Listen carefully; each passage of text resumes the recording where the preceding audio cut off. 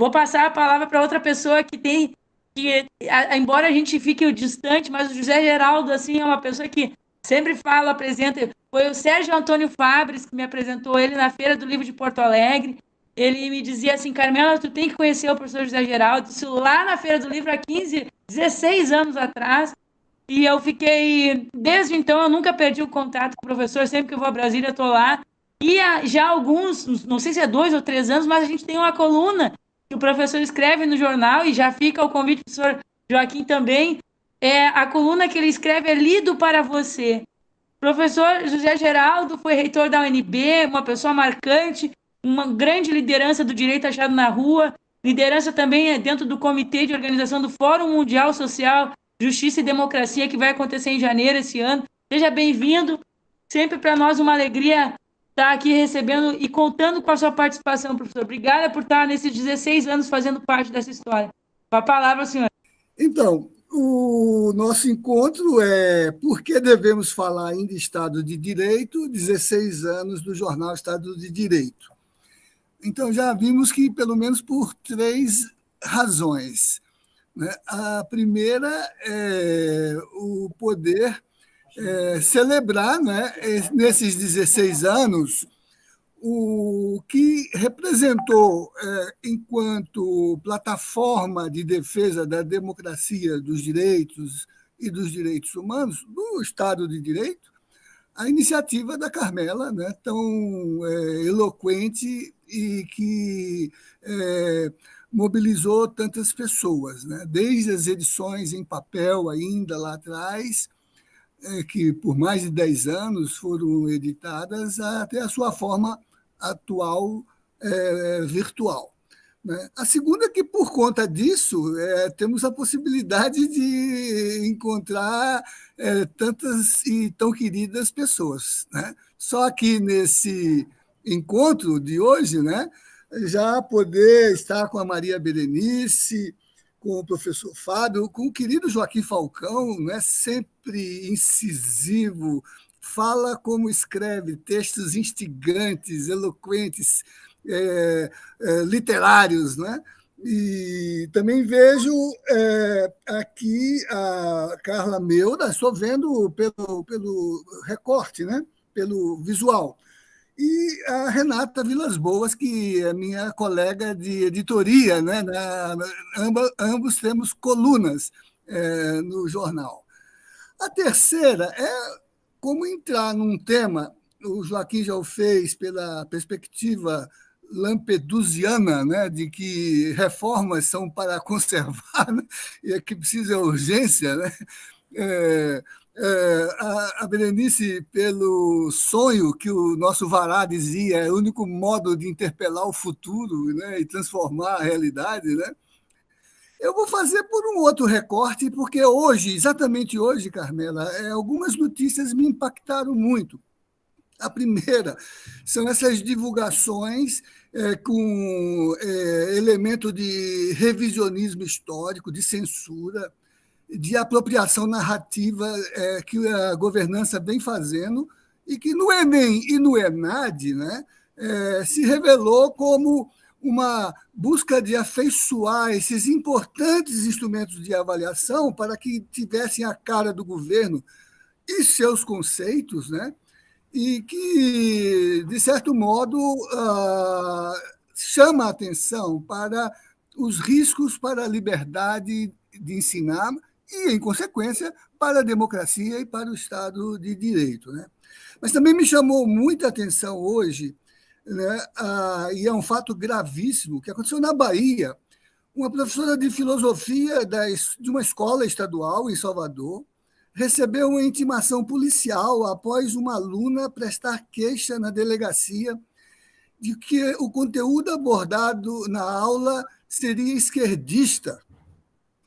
Segundo a notícia, né, e o departamento jurídico da Associação Docente foi acionado, né, a aluna já vinha numa postura de perseguição contra essa professora, por conta, diz a queixa, né, de ela apresentar temática nas aulas referentes a questões de gênero, racismo, assédio, machismo, e outras formas, né, desse modo de questionar. Imagina a Berenice lá, há 16 anos, escrevendo no jornal Estado de Direito sobre feminismo, né?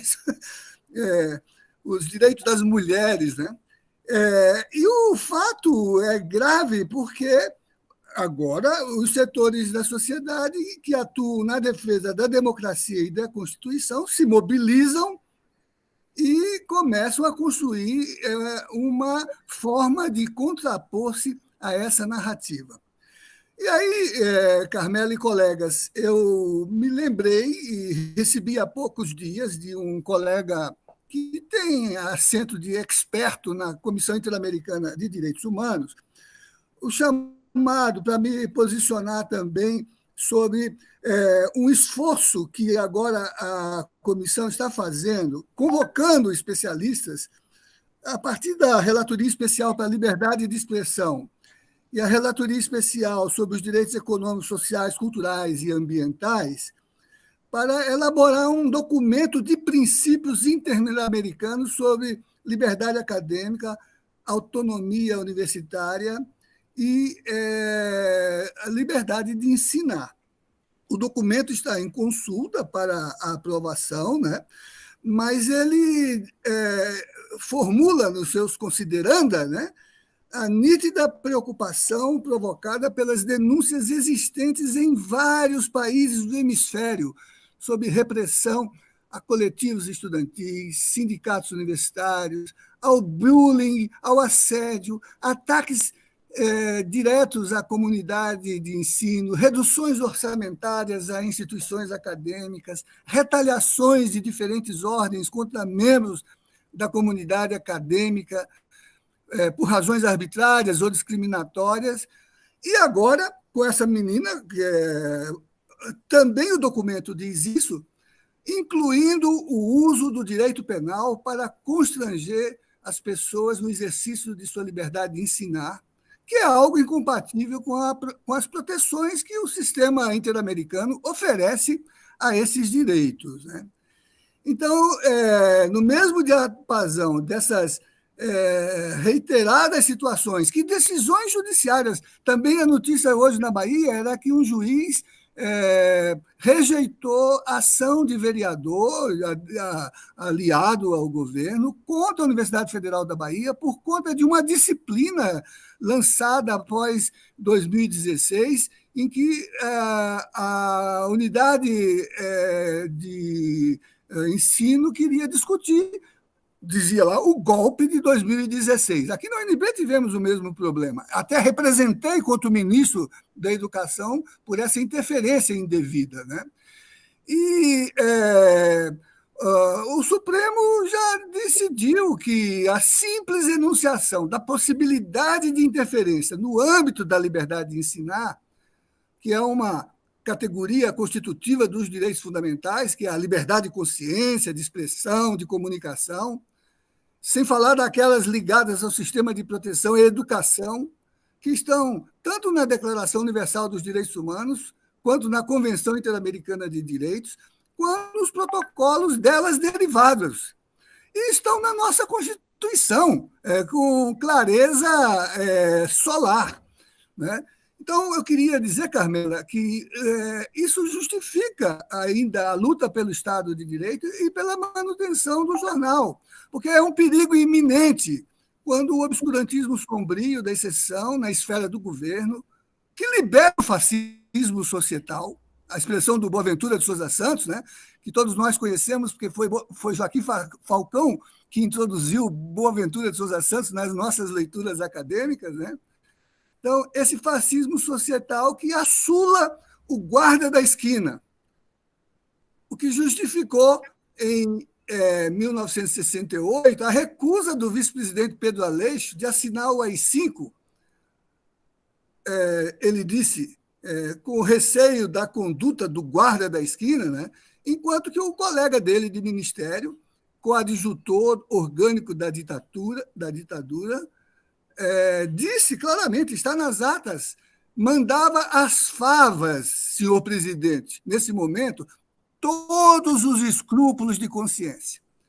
Então, eu queria dizer, Carmela, que os princípios que estão em vias de adoção na CIDH, por isso que entre seus fundamentos enunciados está o definir o âmbito de proteção da liberdade acadêmica, inclui entre suas prescrições aqueles relativos ao princípio da não discriminação, da proteção frente às interferências do Estado, de proteção frente a atos de violência, de inviolabilidade do espaço acadêmico, de restrições e limitações à liberdade acadêmica e de proibição de censura e de excepcionalidade do exercício punitivo estatal, mas também proteção e prevenção frente às ações ou omissões de particulares.